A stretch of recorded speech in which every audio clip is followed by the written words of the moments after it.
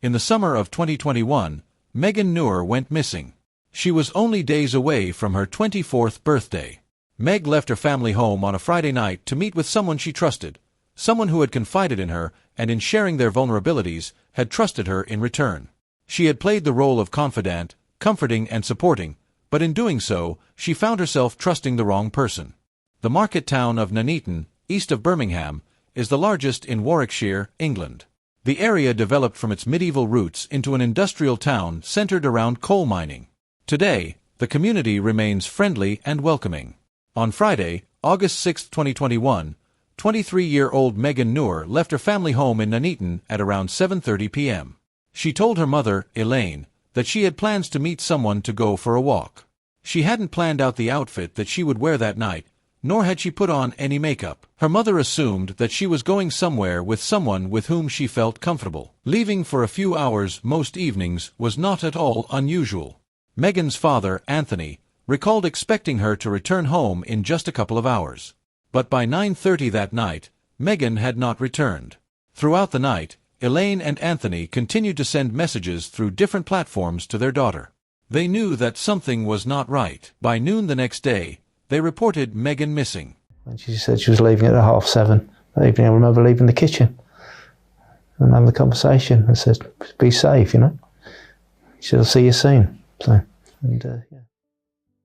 Megan, or Meg as she was affectionately known, was born on the hottest day of the year in August 1997. She was to be the middle child to older sister Claire and, later, younger brother John. The close-knit siblings grew up in the family home in Nuneaton. As a child, Megan developed two great loves, dancing and animals. She always had pets, hamsters, rabbits, and eventually her little dog, Frank.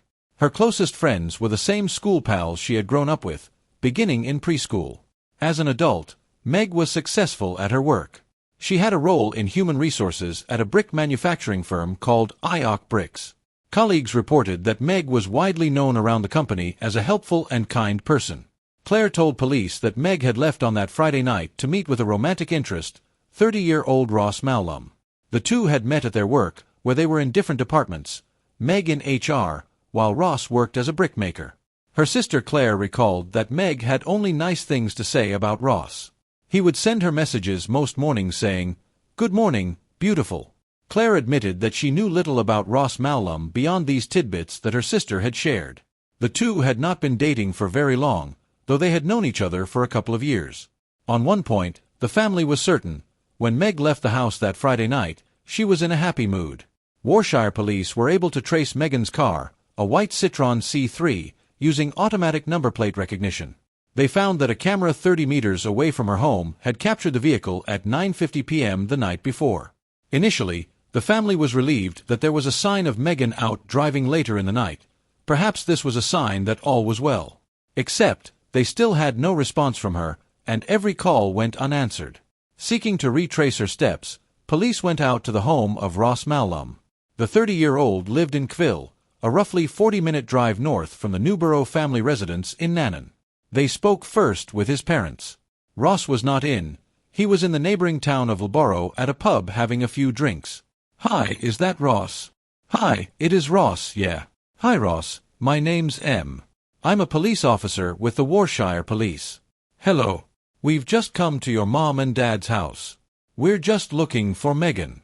She's been reported missing. Have you seen her at all?" "She came on Friday. I've been called Allo. She came on Friday for about an hour, yeah. Then she left about nish, okay. I went to McDonald's, yeah. And then she me a call or a text when she got home. She never did. She never did, okay." Ross had sent a series of messages since parting ways with her at 9 p.m. As he told Officer Mia, "You're effing amazing," the messages began, followed by 3 emojis and a smiley face. Multiple complimentary and affectionate messages followed, as well as at least 3 voicemails. Just before 11 p.m., he wrote, "Did you get back all right, baby? I'm guessing you've gone to bed or your phone has died, so I'll talk to you in the morning and then we can go around yours." Ross had no reply. In the morning, he messaged again, "Morning baby, I haven't heard back from you. I hope I haven't done something wrong." Still receiving no response, Ross messaged at 9:58 a.m. on Saturday. Babe, I'm getting worried. You didn't message or call me last night or today. Please respond because I'm getting really worried about you. So you haven't seen her since yesterday about, was it 9:30 you said? 9 o'clock. Okay, and where are you at the moment? I'm in Newborough right now. You're in Newborough, okay. What are you up to in Newborough? Sorry, what you up to in Newborough? I'm having a few drinks. Oh yeah, okay, no worries. Are you in a relationship? You and Megan? Yeah, well, yeah, we've been seeing each other. She's HR at work. I work with her. Yeah. We've been seeing each other about a month, and this weekend I'm supposed to go around, but she never turned up today. Supposed to, like, 12 o'clock.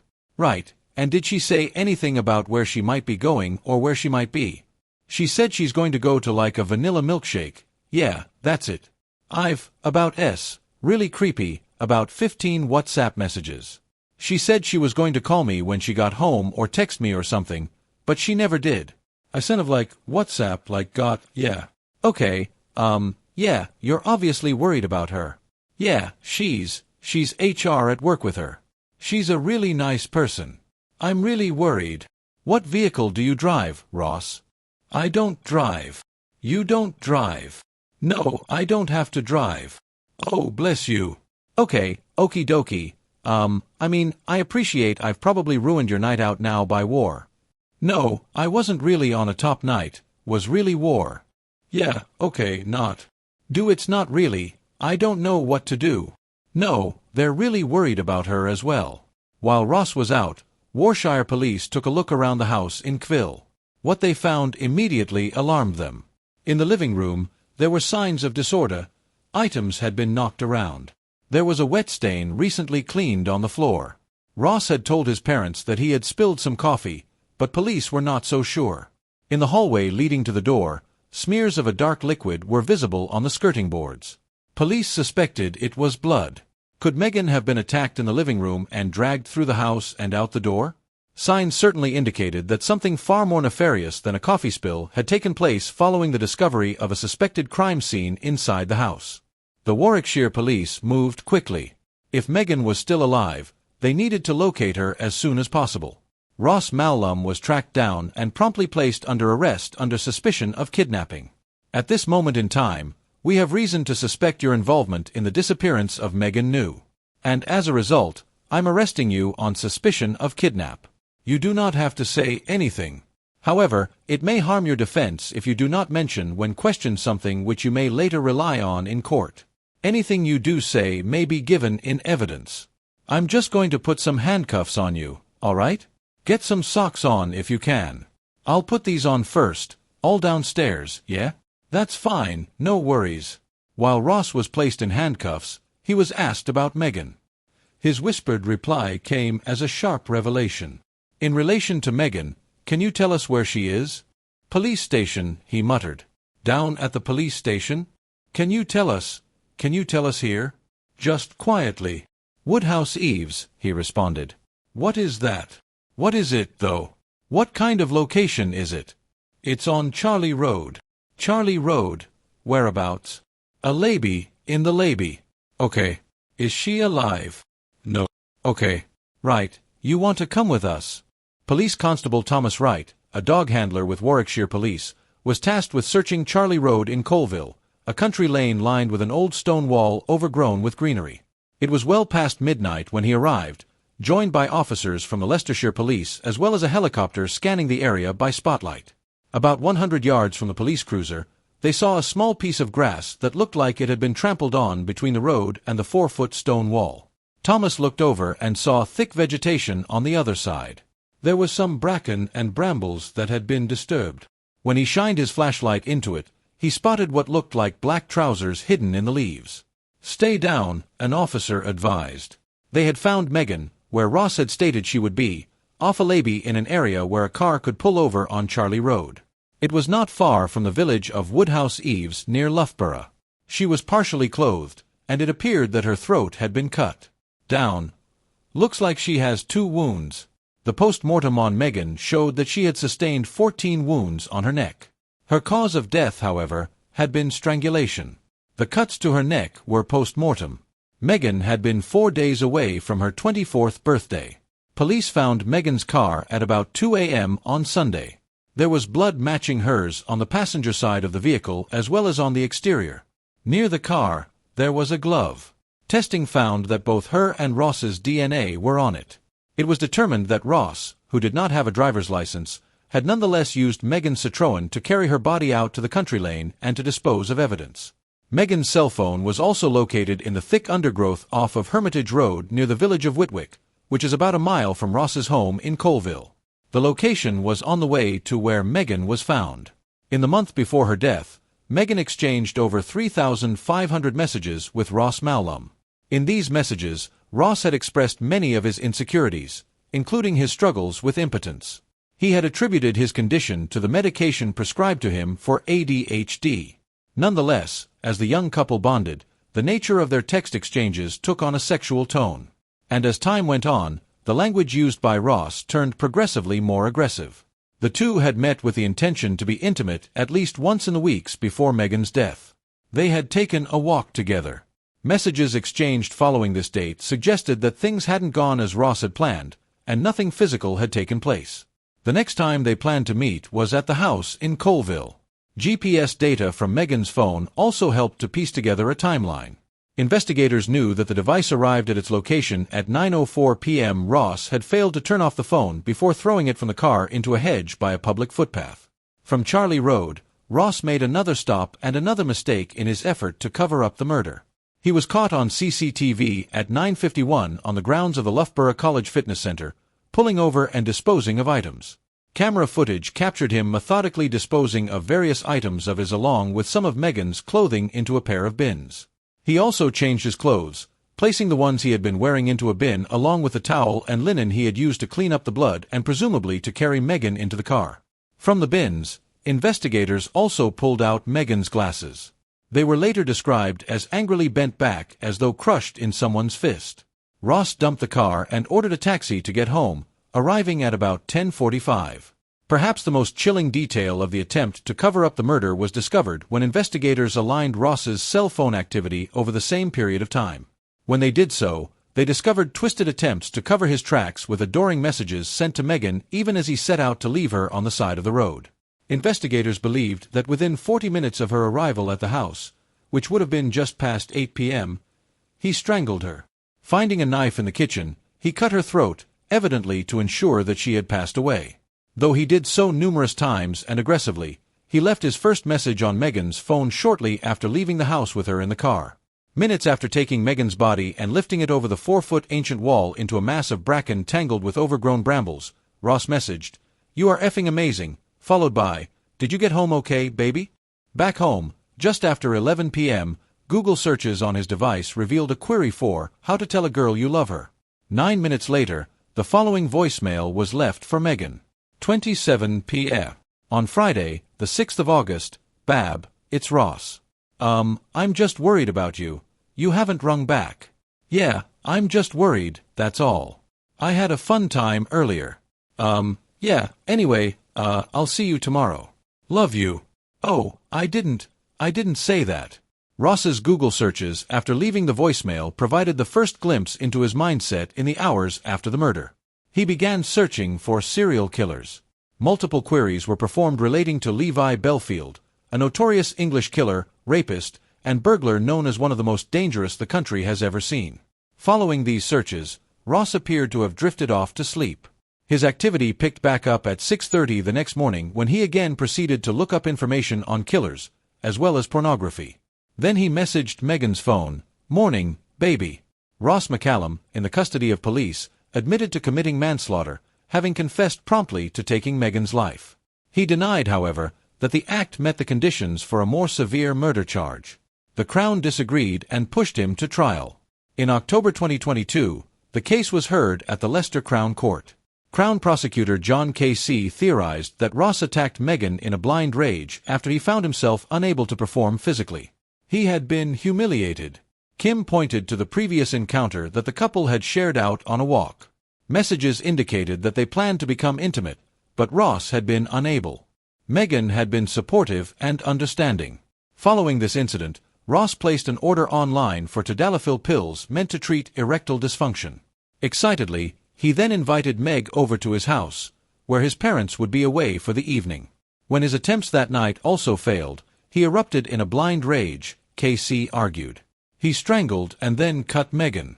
Ross McCallum had a different and more elaborate story. The defense began by calling witnesses who told the jury that Ross had confided in them about abuse he had experienced as a child. The most shocking of these revelations was his assertion that one of his abusers had been the most notorious convict in the area's recent history. The man's name was Stephen Beedman. He had been sentenced to 35 years in prison, beginning in 2015, for the horrific murder of Kaylee Haywood, a case that rocked the country. The search for Kaylee Haywood was today widened to include a field outside the Leicestershire village of Belton. Police have discovered her mobile phone and items of clothing thought to belong to her. The 15-year-old schoolgirl has now been missing for 5 days, and police fear she may have been murdered. Within a 2-year time span, Beedman's accomplice Luke Harlow made contact with 15-year-old Kaylee, exchanged over 2,500 Facebook messages, and convinced her to meet with him. His neighbor, Stephen Beedman, then killed her. That case was the topic of an award-winning documentary that explored the threat that online grooming posed to susceptible youths. Beedman died in prison from a heart attack years before Ross would take the stand and name himself as one of Beedman's abuse victims. Ross claimed that on the night Meg came over, he lost control and attacked her after she tried to touch him intimately. The encounter triggered an episode of post-traumatic stress disorder, which he struggled with due to Beedman. He testified that when triggered, he couldn't help but strangle her. Ostensibly expressing remorse, Ross explained that Megan had been one of his few confidants. He told the jury that Meg was the first person he felt comfortable enough to really talk to. She gave him hugs, he said, and never judged him. Of the moment he claimed to snap, he stated, "I did back off, and she held me closer and said, 'Come here.' She was facing me, and I went forward. I wasn't angry with her, though, that's the thing. She's never done anything to make me want to hurt her." After a 6-week trial, it took the jury less than 90 minutes to convict Ross McCallum of murder. Megan's devastated family wept tears of relief as Judge Philip Head KC passed the sentence. He was to serve life in prison with a minimum of 23 years before he can be considered for release on license. "We're a very close family, of which Megan was the glue that held us together. Our lives have been torn apart through this loss. I know how difficult it's been for my parents and sister to sit at court every day listening to the web of lies spun by someone Megan not only knew but whom she trusted, someone who clearly had no love for her at all. We're the ones now serving the life sentence. No amount of time in prison can bring Megan back. We have to carry on with our lives as best as we can, but Megan will never leave our thoughts. She was about to buy her first home and was excited for everything she had coming up. She was so eager to start the rest of her life," Anthony Newborough later told the media. His daughter saw the best in other people. Hence, she got involved with the man who took her life. She thought she could help him. Megan lost her life trying to help somebody. When Megan Newborough was younger, she made a list of all the things she wanted to accomplish in her life. One of her dreams was to train for and run a marathon. That November, a gathering of 50 family members and friends joined a 5 kilometers park run in support of Megan and the White Ribbon Charity. The non-profit aims to end violence against women and girls. They raised over £3,000, and with so many supporters running the 5K together, they met their goal of running a cumulative marathon, just as Meg had dreamt of doing. Donations at her funeral raised funds for the Dogs Trust in her name. The family has since established the Megan Newborough Foundation, which aims to continue to support the many passions and causes that were close to Meg's heart. That was the tragic case of Megan Newborough. If you enjoyed the video, then make sure to hit that like button and also subscribe to our channel so you don't miss out any other latest videos. I'll see you in the next one.